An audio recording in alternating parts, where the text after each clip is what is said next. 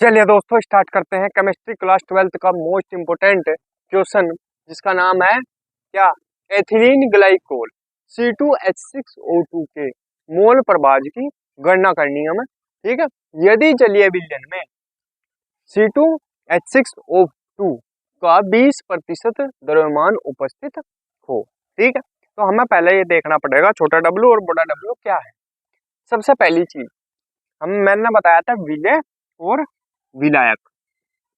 विलय और विलायक दो चीजें होती हैं जिनसे मिलकर क्या बनता है, विलयन बनता है। मेरी जो पहली वीडियो है अगर देखी होंगी तो पता होगा। ठीक है, विलय प्लस विलायक से मिलकर क्या बनता है, विलयन।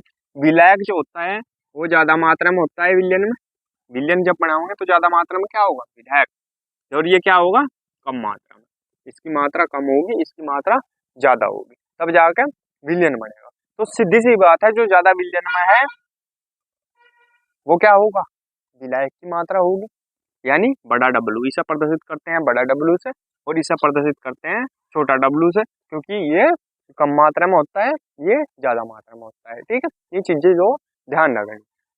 ठीक है, अब करेंगे इसका सॉल्यूशन। देखो अब पढ़ो, एथिलीन ग्लाइकोल के मोल प्रभाज की गणना करनी।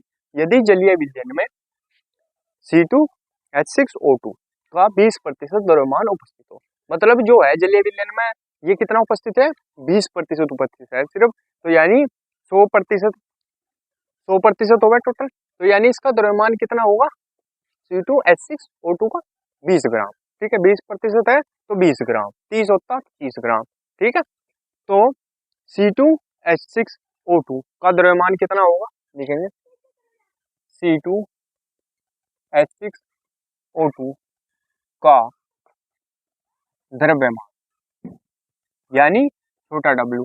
क्यों लिखा हमने छोटा W, क्यों लिखा छोटा W, क्योंकि ये कम मात्रा में है। अब देखो 20% है, सिर्फ 20% है, 80 तो बच गया। 80% क्या है उसमें, जल है। 80% क्या है, जल है, क्योंकि जलीय विलयन है वो। ठीक है, जब 20% ये है तो 80% जलीय विलयन है, यानी जल है। ठीक है, तो कहने का मतलब क्या होगा, यानी 20% कम मात्रा में है विलयन में। और जब कम मात्रा में है उसे क्या बोलते हैं, विलय। और विलय हमेशा कम मात्रा में होता है, उसे कहीं से प्रदर्शित करते हैं, छोटे W से। ठीक है, ये चीज हमें ध्यान रखनी। कितना होगा, यानी 20 ग्राम। ठीक, तो द्रव्यमान कितना हो गया, 20 ग्राम। ठीक, अब आ जाओ जल का द्रव्यमान कितना है। जल का द्रव्यमान इसे कहीं से प्रदर्शित करेंगे, बड़े W। ये कितना है बताओ, अब 100% है सारा। ठीक है, यानी 100 ग्राम है। 100 ग्राम में से 20 ग्राम तो आ गया, ये क्या, एथिलीन ग्लाइकोल। ठीक है, बचा कितना, 80 बचेगा, यानी टोटल कितना था, 100। 100 में से 20 ग्राम तो आ गया विलय, तो 20 ग्राम आ गया विलय, यानी ये 20 ग्राम हटेगा। कितना बचा, 100 माइनस 20, 80 ग्राम। ठीक है, यहाँ तक बिल्कुल कोई दिक्कत तो नहीं। चलिए दोस्तों अब देखेंगे आगे। ठीक, यहाँ तक तो समझ में आ गया होगा। अब मान लिया एक चीज एक बार और देख लो, जब 20% है ये, अपने आप दिमाग से सोचना पड़ेगा, यानी 20 ग्राम है। विलय कितना है, 20 ग्राम। जलीय विलयन है तो ज्यादा मात्रा में क्या होगा, जल होगा, तभी तो विलयन बनेगा। ठीक है, क्योंकि विलयन के लिए कंडीशन है कि विलय की मात्रा कम होनी चाहिए और विलायक की मात्रा ज्यादा होनी चाहिए। तो जो विलय होगा वो क्या छोटे W से प्रदर्शित करेंगे, और जो विलायक होगा वो बड़े W से प्रदर्शित करेंगे। पहचान करने का तरीका ये है, जो ज्यादा मात्रा में होगा वो विलायक होगा, जो कम मात्रा में होगा वो विलय होगा। ठीक है, यहाँ तक ठीक है। अब अनुभार निकाल लो इसका, इन दोनों का, C2H6O2 का अनुभार। अनुभार निकालो, क्या हो जाएगा, देखो 2 है, 2 गुना C का कितना हो बताओ, फटाफट बताओ। C का होता है 12, कितना 12। ठीक है, तो 2 गुना 12, फिर प्लस का चिन्ह, फिर 6 है 6 गुना H का कितना हो 1 1, फिर प्लस, फिर कितना 2 2 गुना O का कितना हो 16। ठीक है, अब देखो 12 दूनी 24, 24 तो हो गए हैं, फिर प्लस 6 एकम 6 ही हो गए, फिर प्लस 16 दूनी 32, 32 ही हो गए। तो कितने हो गए देखो, 24 और 6 30, 30 और 32 कितने हो गए 62। तो कितना हो गया 62 ग्राम मोल इनवर्स। ठीक है, ये हो ग्राम मोल इनवर्स, दिख रहा ना? हाँ दिख रहा, ठीक है, बिल्कुल सही है यहाँ तक। अब जल का अणु बाहर निकल, इसे कहीं से प्रदर्शित करेंगे छोटे m से, क्यों? क्योंकि ये विलय है, और विलय हमेशा विलय, जब भी हम विलय के बारे में सोचेंगे तो हमें याद रखना कि द्रव्यमान को तो छोटे w से प्रदर्शित करेंगे, अणुभार को छोटे m से प्रदर्शित करेंगे, इसके विलायक के द्रव्यमान को तो बड़े w से प्रदर्शित करेंगे, और अणुभार को बड़े m से प्रदर्शित करेंगे। मतलब जो ज्यादा मात्रा में है उन्हें बड़े बड़े से लेके चले, मतलब बड़ा W और बड़ा M। ठीक है, अब आ जाओ जल के पर, H2O का अणुभार, यानी जलीय विलयन है ना, ये अपने आप देखना मैं जलीय विलयन है तो जल का फॉर्मूला क्या होगा H2O। ठीक है, H2O का अणुभार यानी बड़ा है बराबर क्या हो, वैसे तो 18 हो पर फिर भी बता देंगे हम, 2 है 2 गुणा H का कितना हो 1 फिर प्लस O का 16। ठीक है, तो 2 एकम 2 फिर प्लस 16 कितना हो गया 18 ग्राम मोल इनवर्स। ठीक है, ये हो गया, यहाँ तक कोई दिक्कत नहीं, मैं हिंदी इसलिए लिख रहा जिससे एक एक चीज समझ में आ जाए क्या कौन क्या चीज है। ठीक है, यहाँ तक हो गया। अब हमें क्या करना, अब हम क्या करेंगे देखो, अब हम निकाल लेंगे मोलों की संख्या। ठीक है, कहे कि पहले इसके निकाल लो, C2H6O2 के मोल कितने हैं। ठीक है, फिर तो मोल पर बाहर निकलेगा, मोलों की संख्या जिसे प्रदर्शित करते हैं Na। ठीक, Na बराबर फॉर्मूला होता है, बताओ, छोटा W अपॉन बड़ा M, मतलब सॉरी छोटा M। ठीक है, छोटे छोटे जो चीजें हैं इसे छोटे ही तो n दोनों इसके, ये विलय है, विलय के लिए हमने M भी छोटा लिया और W भी छोटा लिया। ठीक है, तो छोटे छोटे दोनों बात करनी, देखो छोटा W कितना 20 अपॉन, और M कितना M 62 60। ठीक है, बताओ कितना होगा भाग करके फटाफट, चलो भाग करेंगे, देखो करके दिखा दूं एक बार, 62 20। ठीक है, भाग करना, पहले पॉइंट लगाए 0 बढ़ाए। ठीक है, अब 62 कहाँ पे चलेगा 36 18 62 3 पे चल जाएगा, करेंगे 3 से गुना, 3 दूनी 6, एक ही चीज करके दिखा रहा मैं, डायरेक्ट पूछे नहीं, 37 18 186 आ गया, 3 पे चल गया 186 आ गया। ठीक है, ओके, अब बताओ कितना बचा, 4 बचे, यहाँ कितने बचे 9, 9 में से 1 14 बचे, तो 14 बच गए। ठीक है, फिर 0 बढ़ाई, फिर कहाँ पे चल जाएगा 2 पे चल जाएगा। ठीक है, तो लगभग कितना आ गया 0.32, इतना ही रख लो, क्या आ गया 0.32। ठीक, तो मोलों की संख्या कितनी आ गई 0.32, यहाँ तक सही है, बिल्कुल कोई दिक्कत नहीं है। ठीक है, अब निकाल लेंगे हम जल के मोलों की संख्या कितनी है, इसकी जल के मोलों की संख्या कितनी है। ठीक है, लिखेंगे जल के मोलों की संख्या,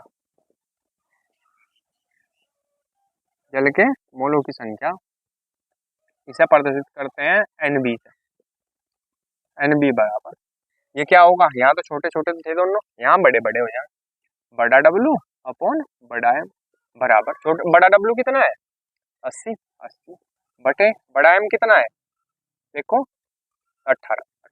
ठीक है, अब इसे भाग करो, बताओ भाग करके फटाफट जल्दी करे करो, चलो करेंगे, भाग करके इसकी भी दिखा दो, 80 18 से, 18 कहाँ पे चलेगा 18 36 18 54 18 चौक 72 18 चौक 72 बचे कितने 8। ठीक है, पॉइंट लगाया 0 बढ़ाई, फिर 18 चौक 72, फिर उतारा कितने बचे 8, फिर 0 बढ़ाई 18 चौक 72, तो यही आता रहेगा, तो यही छोड़ दो 4.44, क्या आ गया 4.44। ठीक है, यहाँ तक, तो ये आ गए हमारे पास जल के मोल। चलो अब हम निकालना मोल प्रभाज, मोल प्रभाज निकालना, मोल प्रभाज तो पूछा, मोल प्रभाज की गणना कीजिए, फॉर्मूला लिखेंगे मोल प्रभाज की, मोल प्रभाज बराबर होगा Na upon Na plus Nb, Na upon Na plus Nb, रख दो मान इसमें, Na कितना आया 0.32 अपॉन Na कितना फिर 0.32, फिर प्लस का चिन्ह है बीच में, प्लस का चिन्ह। Nb कितना है मान रख रहे हैं बस हम 4.44। ठीक है, यहाँ तक कोई दिक्कत नहीं। अब चलो आगे।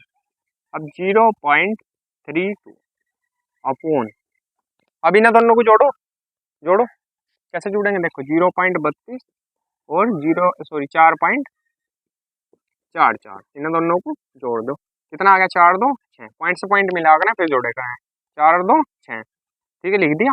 और 4 और 3 7, पॉइंट ई का ही 4 तो क्या आ गया 4.76, ये आ गया हमारे पास इसे जोड़ने के बाद। अब 2 अंकों के बाद यहाँ पॉइंट है, 2 अंकों के बाद यहाँ पॉइंट है, पॉइंट से पॉइंट हटा दो, क्या बच गया ऊपर क्या बन गया फिर खाली 32, क्योंकि पॉइंट तो हट गए, और नीचे 476। ठीक है यहाँ तक। अब करेंगे इसे भाग। चलिए दोस्तों अब करते हैं भाग। ठीक है, करके दिखाऊंगा भाग, टेंशन ना लो। ठीक है, ये है क्योंकि होती नहीं बच्चों को, बच्चे सोचते हैं आगे क्या करें हम, तो इसलिए मैं हर चीज़ क्लियर करके दिखाऊंगा बिल्कुल। ठीक है, चलो अब देखो ये 32 है, ये 476 है। ठीक है, तो पहले बात तो पॉइंट लग गया। ठीक है, पॉइंट लग गया तो यहाँ जीरो बढ़ेगी। ठीक है, अब भी नहीं पढ़ा चलता है, 320 है, 476 है, ये छोटा है ये बड़ा है, तो फिर ना जाने की जीरो लगी। ठीक है, तो फिर यहाँ जीरो बढ़ गई है। अब देखो कहाँ पे चल जाएगा, 476 है यानी लगभग 500 है, 5 छंग कितने हो 30, तो कहाँ पे चल जाएगा 6 पे चल जाएगा। ठीक है, क्योंकि हम ऐसा पता लगा हुआ है, मान लिया ये 476 है लगभग 500 के है, तो हम 500 मान लो, तो 500 गुणा यहाँ पर भी देखो 500 तो भाग करके देखो लगभग 30,000 है, ये सॉरी 3,000 होगा 6 पे। ठीक है, तो 6 पे चल जाएगा, तो करेंगे गुणा 476 की, इधर कर लो 476 गुणा 6 से, 6 छंग 36 का 6 हासिल लगे 3, 7 छिंग 6 7 42, 42 और 3 45 का 5 हासिल लगे 4, 6 चौक 24 और 4 28, तो क्या आ गया 2856। ठीक है, 7 पे चलाओगे तो ज़्यादा बड़ा बैठ जाएगा, मतलब इससे बड़ा हो जाएगा 3200 का, तो इसलिए 6 पे चलाओगे, तो क्या आ गया हमारे पास 2856। अब माइनस करो, 10 में से 4 गए, सॉरी 10 में से 6 गए 4, यहाँ कितने बचे 9, 9 में से 4 गए, सॉरी 9 में से 5 गए 4। ठीक है, यहाँ कितना बचा 1 यानी 11, 11 में से 8 गए 2 2। ठीक है, यहाँ तक हो गया। अब फिर क्या करो, जीरो लगा लो, जीरो लगाओगे या क्या करोगे बताओ, बताओ क्या करोगे।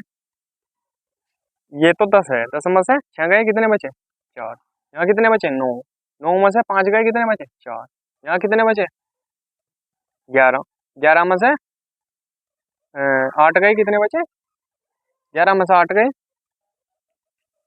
कितने बचे 3, 3 बचेंगे भाई, 2 नहीं। ठीक है, ये कितना हो गया हमारे पास 344। अब फिर जीरो बढ़ाओ और कहाँ पे चले, देखो 476 को अब कहाँ पे चल जाएगा, अब चल जाएगा 7 पे, 476 पे लिख दो डायरेक्ट, 7 पे चल जाएगा अभी। ठीक है, जो भी आओगा वो लिख लियो यहाँ, तो क्या आ गया 0 पॉइंट, हमारे पास क्या आ गया, क्या लिखेंगे यहाँ 67 है ना, यहाँ क्या लिखेंगे 0.067, यही क्या होगा इसका आंसर होगा, मोल प्रभाज होगा। ठीक है, मोल प्रभाज होगा, स्क्रीनशॉट ले लेंगे इसकी। और दोस्तों अगर आप बोर्ड की तैयारी कर रहे हैं तो आपके लिए हमारा चैनल सबसे बेस्ट है, क्योंकि हम आपको बोर्ड के टाइम पर स्पेशल सीरीज प्रोवाइड कराते हैं, जिसमें हम आपको वे क्वेश्चन बताते हैं जो बोर्ड में हर साल रिपीट किए जाते हैं, या 1 साल या 2 साल छोड़कर लगातार रिपीट किए जा रहे हैं, जिससे आपका टाइम बच सके और आप बहुत कम टाइम में पढ़कर बोर्ड में धमाल मचा सकें। तो दोस्तों अगर वीडियो अच्छी लगी हो तो प्लीज़ वीडियो को लाइक कीजिए, कमेंट कीजिए और हमारे चैनल को सब्सक्राइब कीजिए। मिलते हैं अगली वीडियो में, तब तक के लिए धन्यवाद।